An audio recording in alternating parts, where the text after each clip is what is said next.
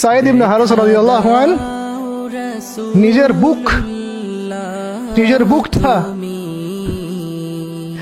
বুকটা নবী সাল্লাল্লাহু আলাইহি ওয়াসাল্লামের সামনে এইভাবে দিয়েছেন যে যতগুলো পাথর আসবে আমার গায়ে যেন লাগে, আমার নবীর গায়ে না লাগে। বুক যখন থেতলায় গেছে তখন পিঠ দিয়ে দিয়েছেন, ইয়া রাসূলুল্লাহ আপনার গায়ে একটা পাথর যেন না লাগে, আমার পিঠে লাগুক। এই সময়টা চিন্তা করেন, সাহাবীর কথা চিন্তা করেন, তাদের ত্যাগ তিতিক্ষার কথা চিন্তা করেন, ওই সময়ের সবরের কথা চিন্তা করেন। আর তায়েফবাসী নবী সাল্লাল্লাহু আলাইহি ওয়াসাল্লামের আপনজন ছিল। তায়েফের গোত্রে নবী সাল্লাল্লাহু আলাইহি ওয়াসাল্লামের দুধ পান করানো হয়েছিল, হালিমা সাঈদার গোত্র এটা।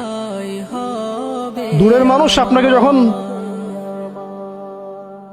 ভালো মন্দ বলবে আপনার অতটা কষ্ট হবে না যতটা আপনার কাছের মানুষ আপনাকে ভালো মন্দ বললে কষ্ট হবে।